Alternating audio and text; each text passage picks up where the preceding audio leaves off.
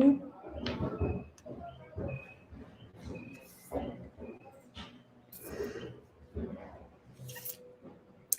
Hello, everyone, and welcome to the second round of the NPO Capacity Building Programme, proudly brought to you by the National Youth Development Agency. My name is Sibulele Sipata Nomganga, and I'm going to be your moderator for this afternoon.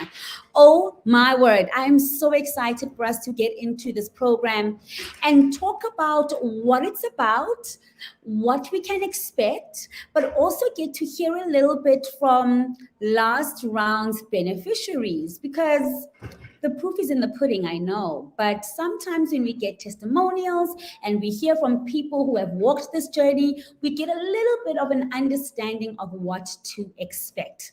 So for the next 45 minutes to an hour, stick around. We'll be chatting about what to expect in round 2 of the funding program for NPO Capacity Building Program initiative that NYDA and NYS offers. So if you're a young person out there who has an organization, you are feeling stuck, the passion is there, your purpose is there, but you just don't know how to maneuver and to move through the process, this is the webinar for you. Do not move, because this is the place you're going to get a lot of information. As I said, my name is Sibulele Sipata Nomganga. I'll be moderating the session for you today, but without wasting any time, I want to hand you over to the National Youth Development Agency CEO, Mr. Wasim Karim, who's going to tell us a little bit about the program and why we are doing this. Why are we doing this? Why is this important right now in our country? And why is it important we put our money where our development mouth is? Over to you, CEO. Thank you very much, Sibulele, and greetings to all of the panelists, as well as all of the young people joining us on the platform today. So I think this is a topic that's really exciting to talk about, right? And I'll start a bit around the history of National Youth Service in South Africa and around the world, right? So I think many of us will know, when President Kennedy spoke to young people in the 1970s, and he said, don't ask what your country can do for you, but what you can do for your country, right? And that kind of inspired a movement of young people in the States, but around the world, that are honored to serve their country, that use their passion and their energy and their zest for life to make a difference in communities, in other people's lives, understanding that when one makes an impact in your community, you are not only building that community, but you are also building yourself. Right? And I think in South Africa, there's been a wide recognition that after 1994 especially, there needs to be a generation of young people who are committed to active citizenry, towards community development, towards participation in democracy, and towards a culture of volunteerism in the country. Now, South Africa has had a number of youth service programs over a number of years. We've had the NARISAC program, we've had NYDA's National Youth Service, we've had the Expanded Public Works National Youth Service, and more recently, President Ramaphosa has also been an advocate for the National Youth Service Program and has really focused on the revitalization of this program in the country. And what we had during just post-pandemic was we relaunched the National Youth Service Program and created one of its largest intakes, not just in South Africa, but around the world. So in our first phase of our National Youth Service Program, we had close to 48,000 young people. And just to share with you some of the impact that this program has had, we know that South Africa faces an unemployment crisis. So while we talk about service, of course, our National Youth Service is a paid youth service program where young people work 16 hours a week. They do active service in their communities, but they're also paid at the national minimum wage. But what we found is that out of those 47,000 young people, more than 10,000 have gone on to be able to start their own businesses, find other forms of employment, go back to learning in many cases. And we find that's because they build the right kind of social connections during the National Youth Service Program. They build the kind of confidence that they need. They earn a little bit of money that enables them to improve their lives. And this is the impact that youth service has on many young people who are participating in South Africa's democracy. Now, one of the things we did find when we ran the first phase of the National Youth Service Program was that we work the program through civil society organizations. So government provides the majority of the funding, but what we want is we want civil society organizations who already have programs in communities, who already built trust, who already understand the different dynamics that are associated with communities, understand the challenges, have developed solutions to be able to respond to them. We work through those civil society organizations. And what we were requesting was that we wanted each organization to take close to 3,000 young people, but then big organizations needed to work with smaller organizations in making the program impactful in nature. Now, what we found is that there were not that many civil society organizations that had the capacity, the skills, the technical know-how to absorb young people at scale.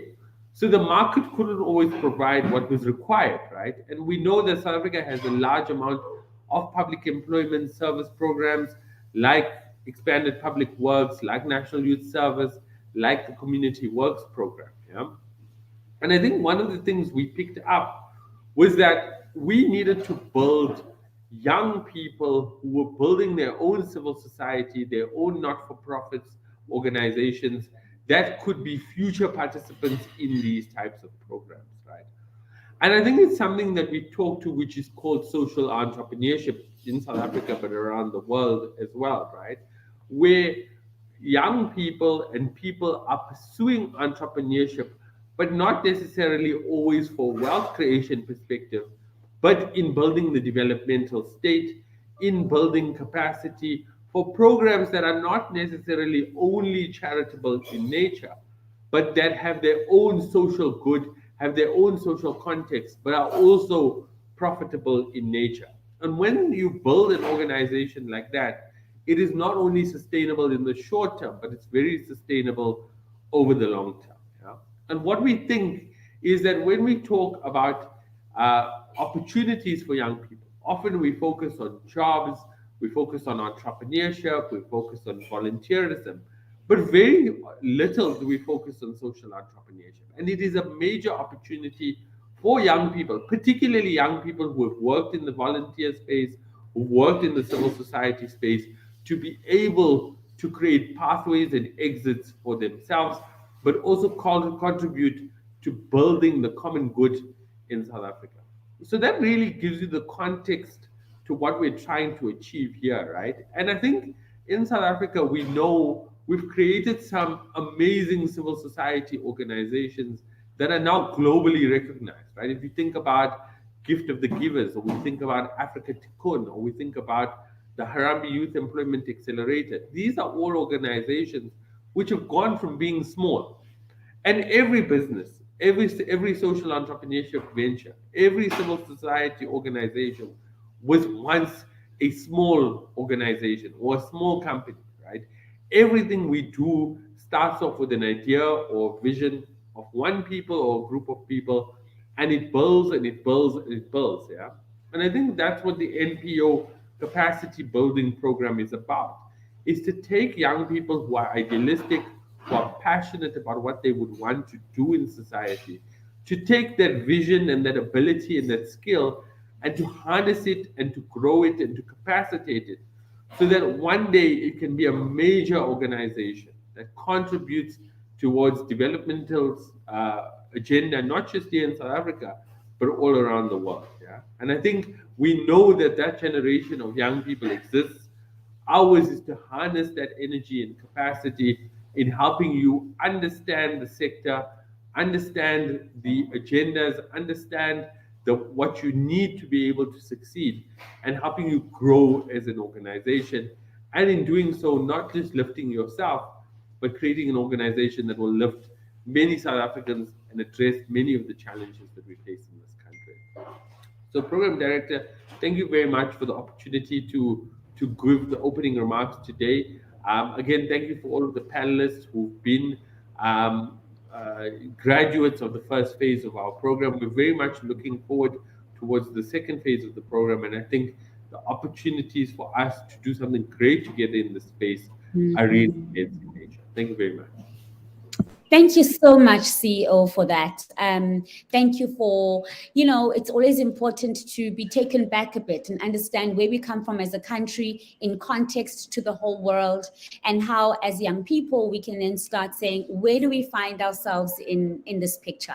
So thank you so much for those encouraging words and just really reminding us why this work is important, why South Africa needs this work, and how NYDA and NYS is just ready and here to support the program.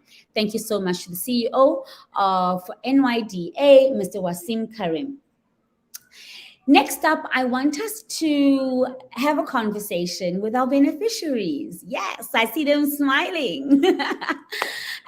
We've had round one of this program. We've had round one, right?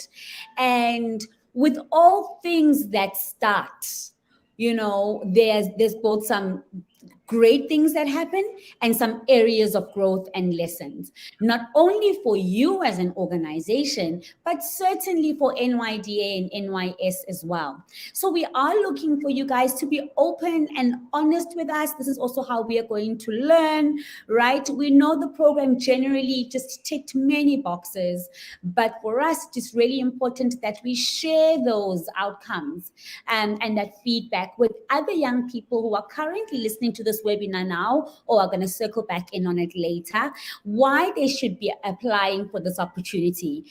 So as I hand over now to our first beneficiary, I would love for you, Hlakudi Malaki, to just tell us a little bit about your organization.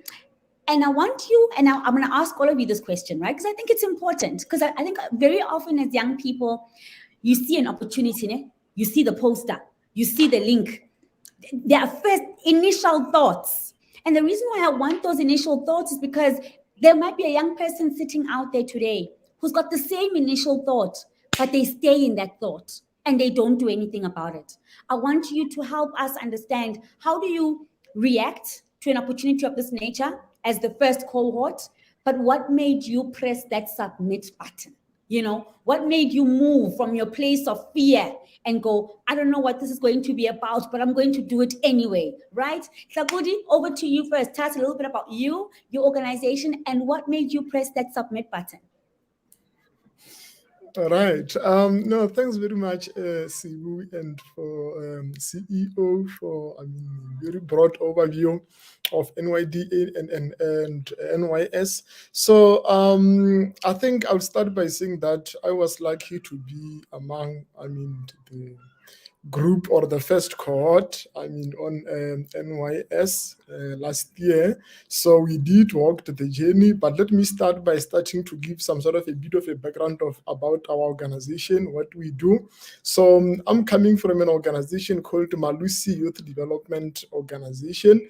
I'm sitting here as the founder and executive director. Like CEO, as I articulated, that there is young people in communities who are eager, who are passionate about doing something or impacting lives out there. So I'm one person who stood up back in 2015, another group of young people in my community in Hercules, Pretoria West. We are in a very difficult situation where we are, because we are deep in an informal settlement, right in the west of Pretoria West. So we saw a need that, we really need to be the change that we want to see in our community.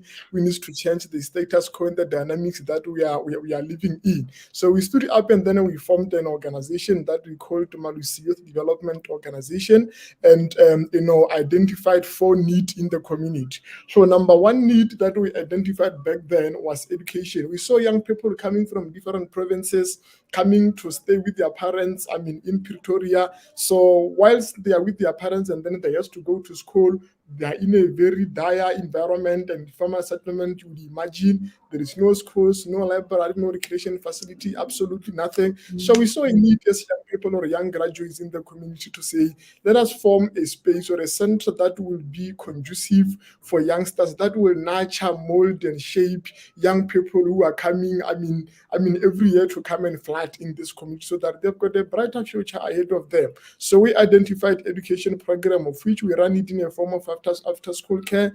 The grade R up until grade 12 will come to the center, and then got all necessary educational support from homeworks, assignment, tutoring, and so on and so forth. So because our area is an impoverished area, we also identified a second program, which we call the feeding scheme program. We say, okay, whilst young people are in our space, let's prepare a meal for them, because we are coming from different families. Some, they will have a meal is a luxury, or a proper meal is a luxury in their household settings. So we saw a need to introduce feeding scheme program. This is some sort of a supplementary program to education program that we are offering to learners. So yes, we did that, and then we identified that as a second program. So we went on and then identify the sport and art as a third program. We said, no, we don't want to create a formal or academic space for these youngsters. Let us have an element of, extramural activities, fun, entertainment, kind of, because we are dealing with young people here. So we introduced sport and art as the third program. So lastly, we saw a quite number of young people coming to this area. Mostly perhaps done with the matric, coming to Pretoria, as you all know, looking for opportunities, looking to further their studies. And then we said, no, we need to create a program that will be, will deliver to the expectation of this target group. So we introduced a program that we call Youth Empowerment and Entrepreneurship Program. Basically, under this program, what we do, we make sure that young people who are looking to apply for tertiary institution, we make sure that we apply and we assist them to apply, link them with financial aids. We do the career guidance, and then after all, once everything is said and done, so we do the life skills programs, prepare them for workplace, and then interact with companies around us, and then ultimately place them for jobs. So those are the 4 programs that we have identified, and then they're still relevant in the community that we serve. So our youth empowerment and entrepreneurship program is a very crucial program at this stage. You know that youth are really going through a lot of issues in our country. So we from last year alone, and then we managed to place about 112 young people in job places. So those is some of the milestone that especially from the NYSSA program, the capacity that we received from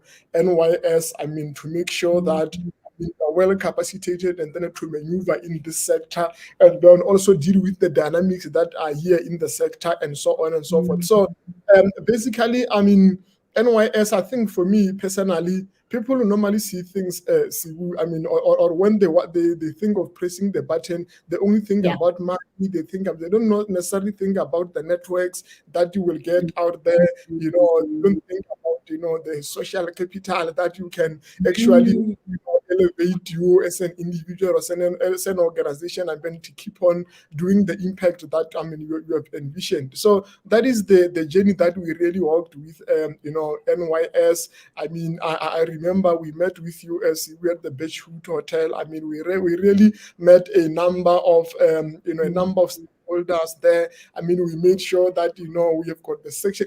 In this section needs to have the right papers, the right things to move. Otherwise, don't put all weight on you, and then there is always the compliance issues that are in this thing. It's not about getting sponsorship and all that, but it needs to have proper documentation, know people, know networks, and so on and so forth. So we met with you, and then we met a number of stakeholders there. We made sure that we have got the Section 18As in place.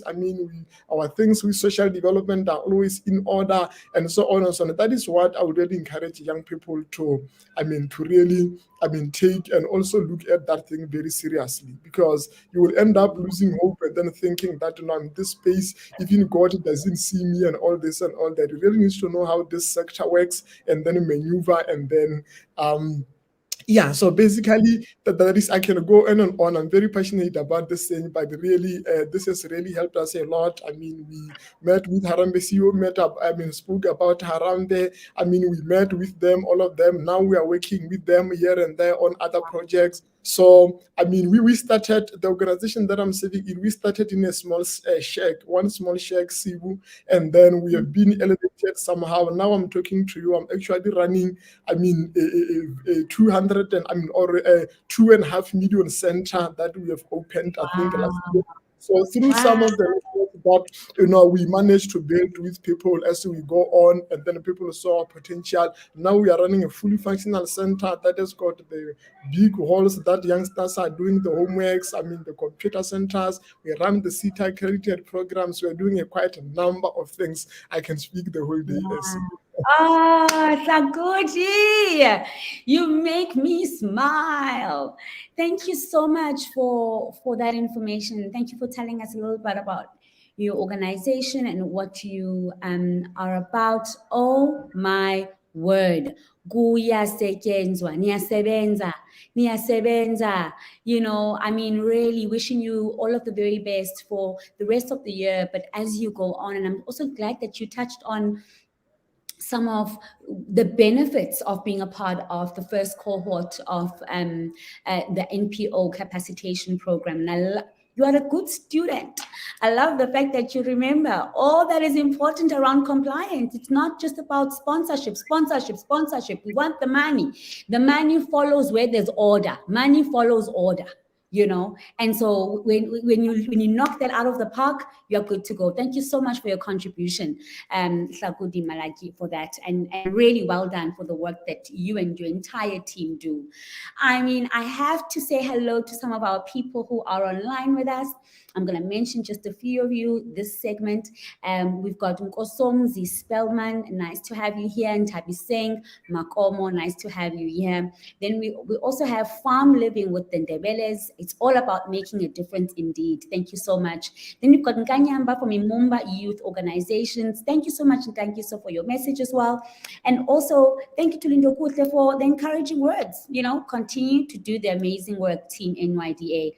Last but not least, from Iman, Musa Itu Musa. I'm not sure what that means, so somebody needs to tell me what that means, right? What does Musa Itu Musa? And while we're figuring out what that means, I'm going to hand over right now to Robin Mafanya, who's going to tell us a little bit about their organization, what it does, and Robin, don't forget to tell me why you pressed that submit button from the first NYDA, NYS, NPO Capacity Building Program. Over to you.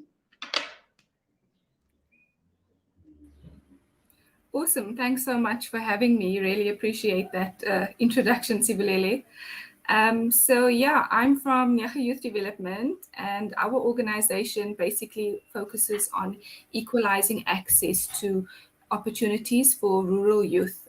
We are based in rural Eastern Cape in the Nyaga Villages area, and we help young people with access to Wi-Fi, entrepreneurship programs, sport and recreational facilitation.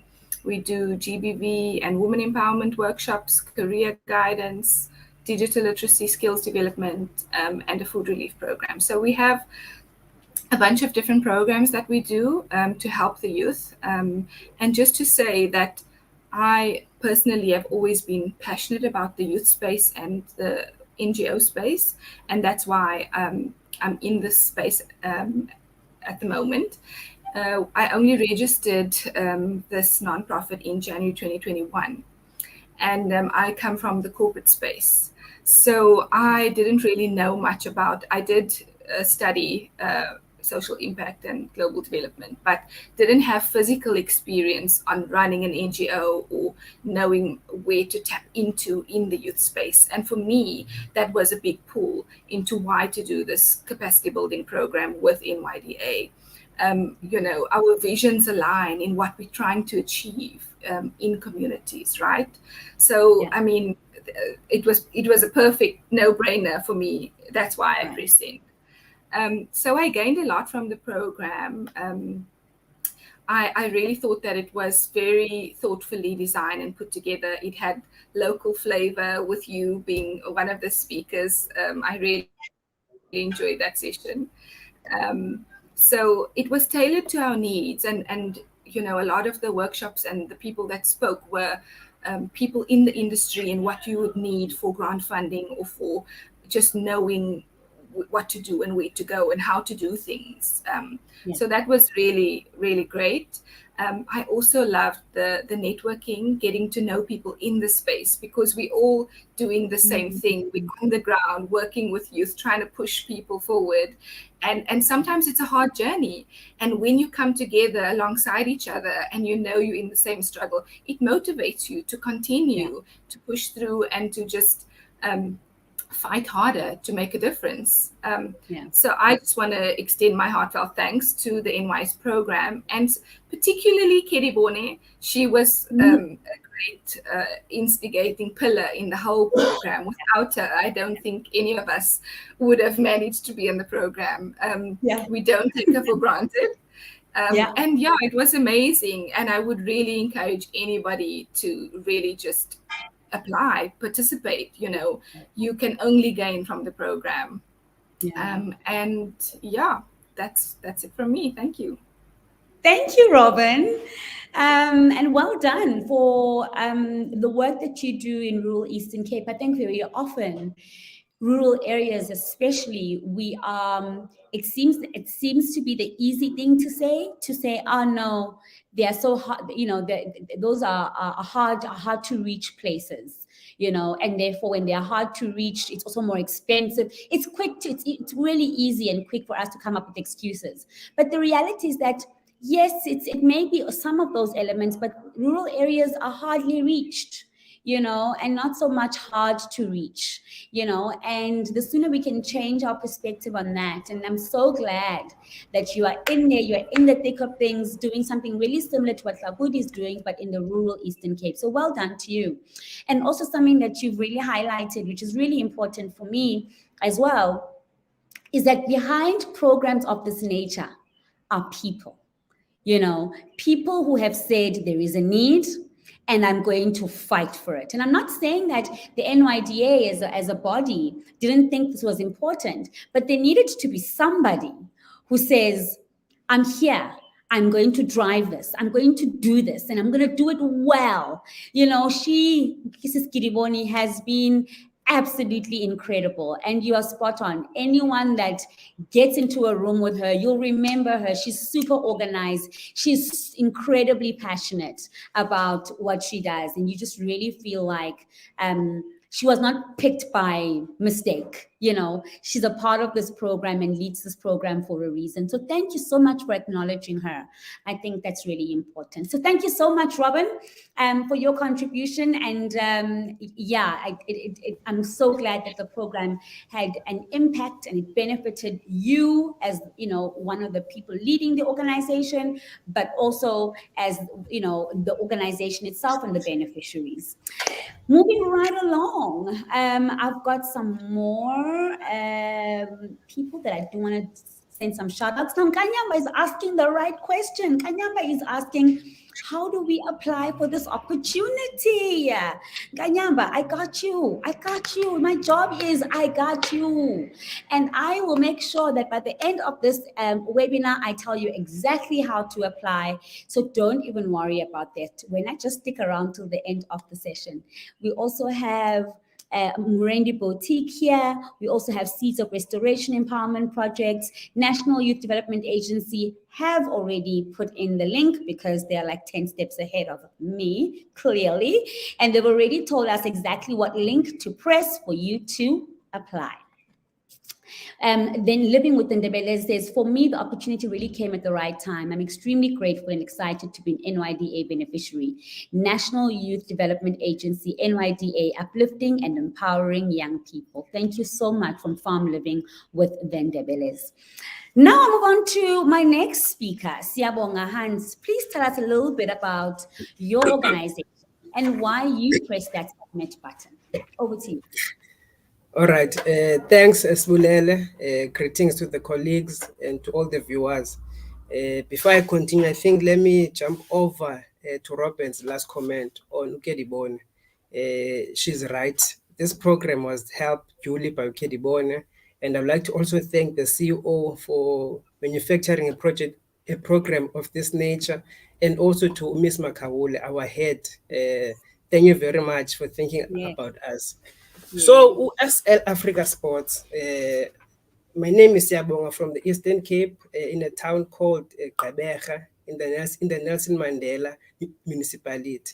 So, SL Africa Sports was formed by two former soccer players that after playing professional soccer, they then thought about coming back to the province that they were living in and creating opportunities that would be sufficient for the youth. So myself, I played in the MDC League of Ichipa, and then my co-founder, Uluyolo Dwesi, played for Orlando Pirates Development. So Okay. after coming back to Port Elizabeth, we then thought of a scheme to help young people, especially from impoverished areas, reach these opportunities. That's where then SL Africa Sports came from. Upon finding this company, we then reached out to SAFA and we lobbied also the football administrators because they have a good grassroots level of sports in our area. And then we began. Initially, we then did sporting camps, sporting clinics, where we then picked up players and then we will send them to these trials and they will trial at these professional clubs through the network which we had from our playing days. The successes from that came that two players of ours then went to Bloemfontein Celtic and they played for Ilui Bota up until they matriculated. So we took them from a location and then we created a pathway to Bloemfontein where they got schooling free of charge and then they were able to express themselves in the soccer scheme. So we started in 2019, but then as you do these camps and tournaments, you then realize that there are also social impact of these players and economic impairments. That, for example, we'll have a camp, but you'll then realize that when a player comes to these camps, they not have a meal to eat for the past 2 days. We then realize that there's an issue of zero hunger. We then began household gardens and community gardens where we branched off from our sporting need to then feed the social and economic need. We then, in the period of COVID, we had 100 households where we put in household gardens for these players in our networks.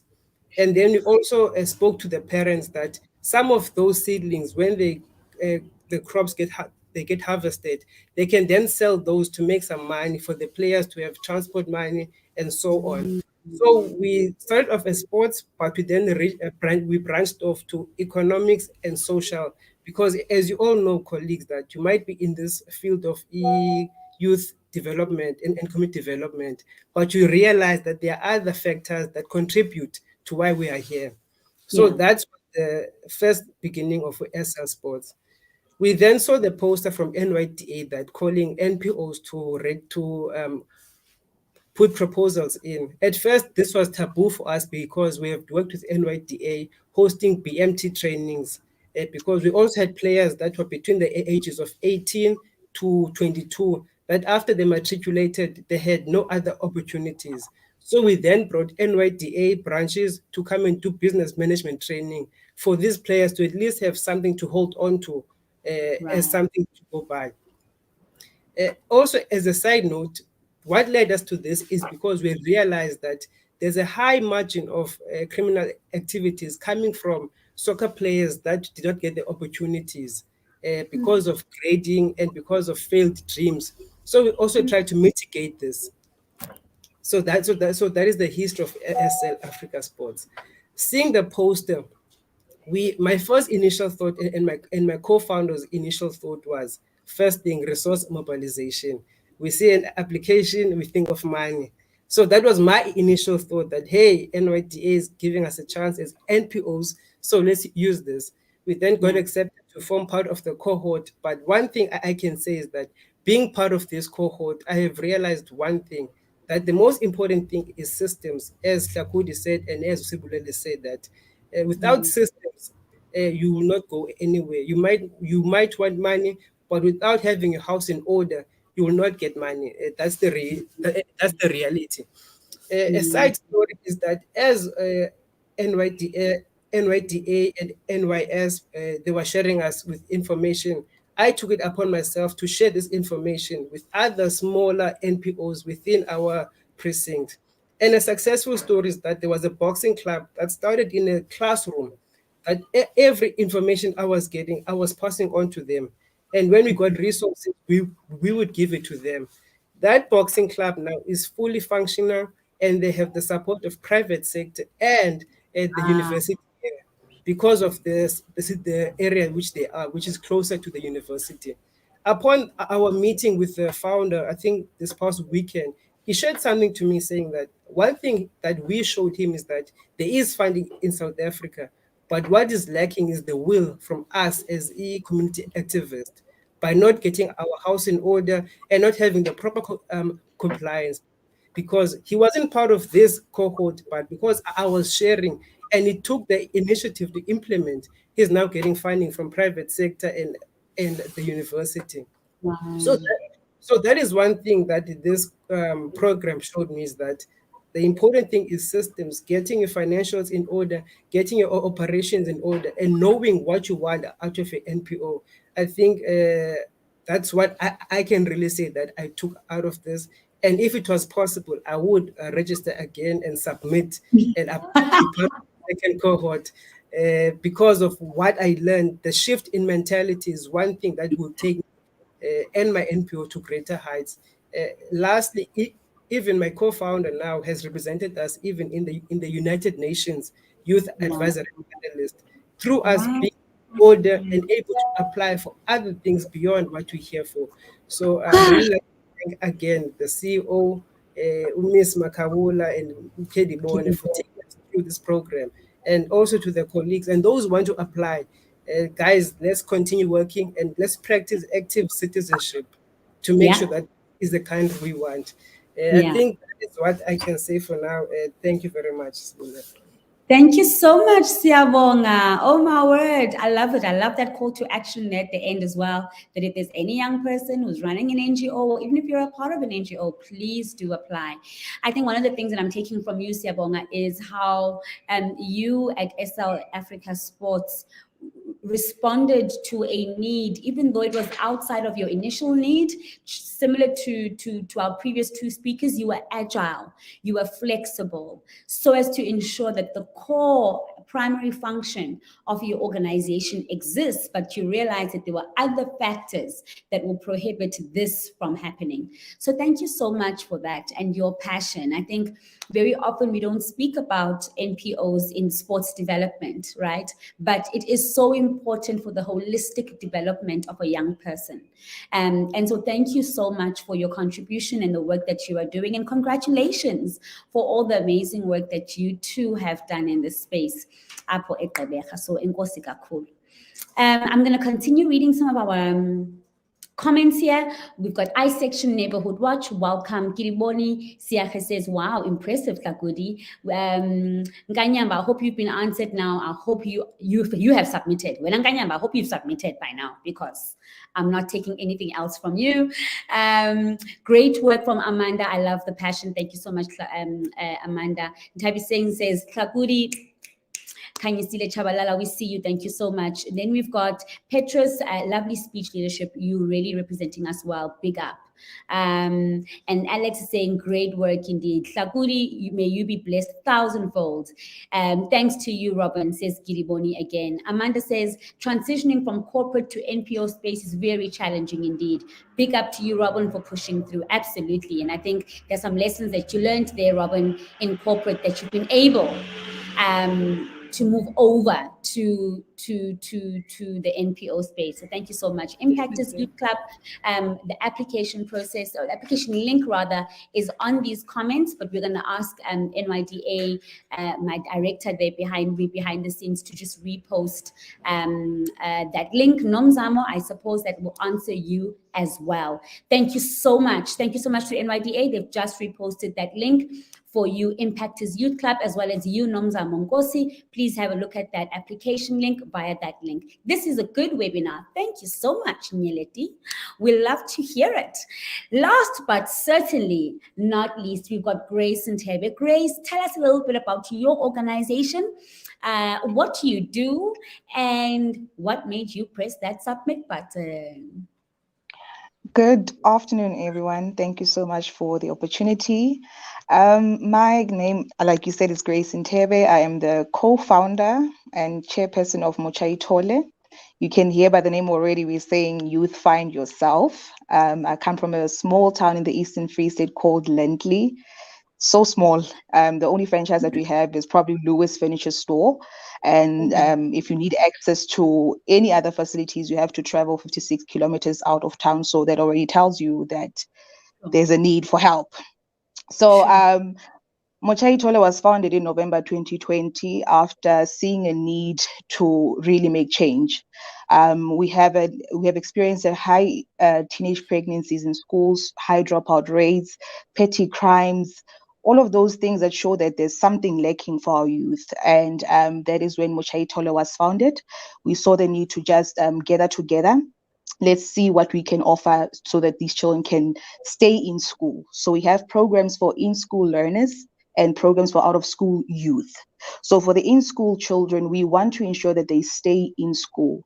This is done through a needs analysis that sometimes happens through either educators or parents coming to the organizations to say, look, we've got a challenge, our child is dropping, the marks are dropping, or even the educator saying, can you please come and assist our children? We are experiencing a surge in maybe teenage pregnancy or substance abuse. And that is where we come in. And we do a needs analysis. We try to find out through psychosocial support. We also offer career guidance, and we try to help our youth find who they are as young as possible. In that way, we know that they will take the right steps to ensure that they get to where they need to be. So what we're trying to do as Mochai Tole is to really put it in the youth's mind that you need an education, at least complete your basic education so that you can ensure that you are safeguarding your future. So for the out of school beneficiaries, in terms of support, we ensure that those that want to go back to school are given an opportunity to go back to school by also giving them career guidance, psychosocial support, and also helping them apply for the necessary institutions that they want to get to work with. We also saw again a gap that you can't really be so focused on academics only. And professionally, I am I wouldn't say professionally, but passionately, I'm an author. So in the arts division that we have, we focus on writing and reading. And we were actually given funding recently by the National Arts Council to have that program up and running. So it's just to ensure that our youth are busy besides academics, seeing a need to find who they are as young as possible. For me to I'm the one who pressed the button, so I'll say for me to press submit, it was really to see a change. Like yes, you've registered, yes, you are doing things, but can you please get out there and test the waters? So it was just submit. Believe in it, just try. And we're coming from a small town, you don't know if you're going to be recognizable, and you're like keeping the faith that at least you are trying. It's better to get a rejection than to not do anything at all. And luckily, we received the recognition, and it's been I'm grateful for this journey with the NYS. I'm grateful for NADA because compliance was an issue for us. Yay. And with the DSD, the NPO Directorate, all of these civil society supporters will congratulate you once you are registered for the year. But from there onwards, it's a matter of compliance for them to do anything for you. So I'm grateful for Mekidi Boni Masuku. She's been pressing, like, what are you doing? Like the support, the constant push, even at the capacity building workshop, the last one that we had, it was, even when we were eating, she was saying, do something, and you just need those words of encouragement to know that, what, you can do it. There are people out there that believe in you. So for me, it was a matter of organization, SARS, compliance there. It was a matter of the DSD ensuring that, you submit your narrative reports, because I'd forgotten about those things, the banks as well, ensure that you update everything. So I'm really grateful for that. And to all of those youths that feel that they want to participate in this, or they were second guessing themselves, I'd say give it a shot. You've got nothing to lose. We are here as evidence that it is possible. We are all taking a chance to say, hey, Azamin, and it went through. So give it a shot, and I'm really grateful. And all I can say is, again, to add on to the whole thing of the NYS, it's just a matter of be active in terms of communication, network with people, and also ensure that you check your emails and you respond as fast as possible, because there are some things that I've missed out on because I took a day or two thinking, let me polish, so you just give it a shot. And yeah, I think that is all from me. Thank you. Thank you so much, Grace. And I absolutely love what you're saying. Sometimes it's not because as young people you don't want to respond, or you didn't see that email, you are still taking a day or two to polish. But there's something about perfection paralysis that while you are trying to be too perfect, it'll paralyze you. And in the moment, you will miss the opportunity. So I absolutely love that. Just apply. Your application might not be 100%, or you may feel like after you've pressed submit, I should have said this, I should have said that. It's okay. The other thing I'm going to say about this application process is that fill in as much as you can. They don't know your organization. Give them as much information as they possibly. Don't give one-word answers. Oh boy, how I do not like one-word answers. How are we supposed to get an indication of the type of person you are, your organization is, the work you do, if you're giving us one-word answers? So thank you so much, Grace. I mean, I just researched now, Lindley is 23 kilometers long. I mean, the entire town from the beginning to end, 23 kilometers. Girl, I don't know how you do anything that you do there from 23 kilometers stretch. Like, that is so tiny. But congratulations that you're doing amazing work given the environment that you find yourself in, and you've said, no, I don't care about the environment, we're going to press forward. So thank you so much, and well done for all the incredible work that you are doing as well.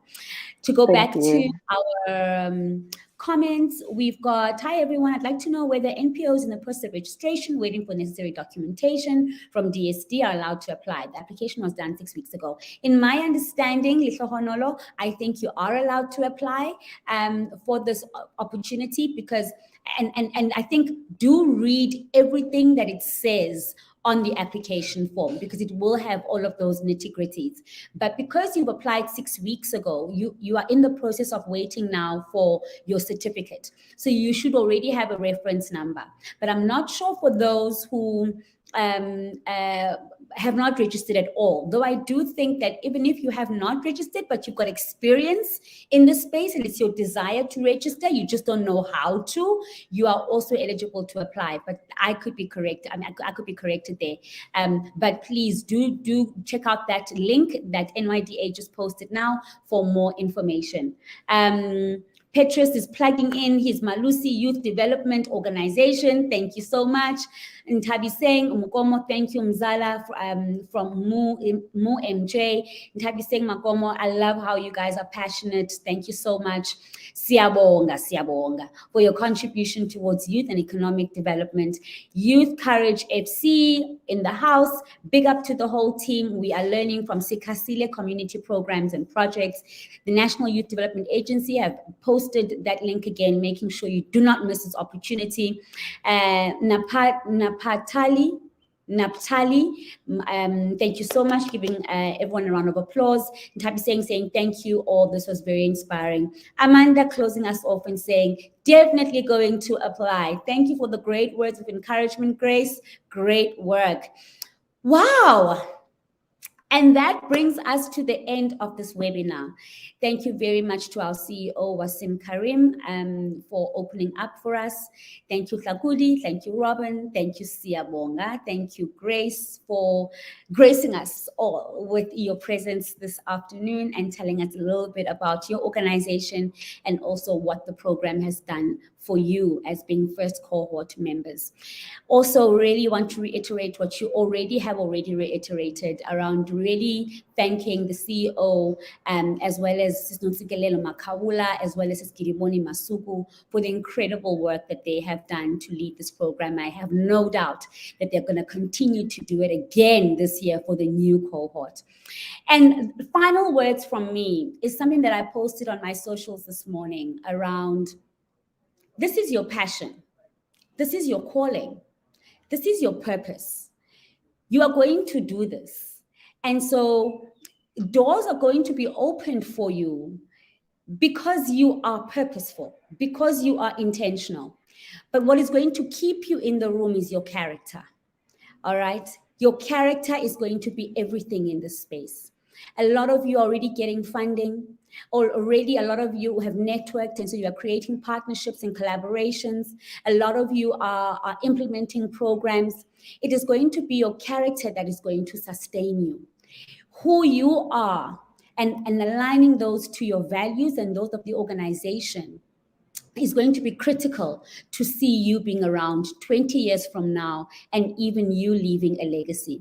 So that would be my final words for you today as the panelists and all of those who are joining us today online, that remember, because of your passion, the doors will open, but it's your character that is going to determine that you stay in that room. Thank you so much to NYDA for hosting this for us and giving us the platform to chat about the wonderful work that goes on. Thank you so much, and I can't wait to meet the new cohort for 2023-2024.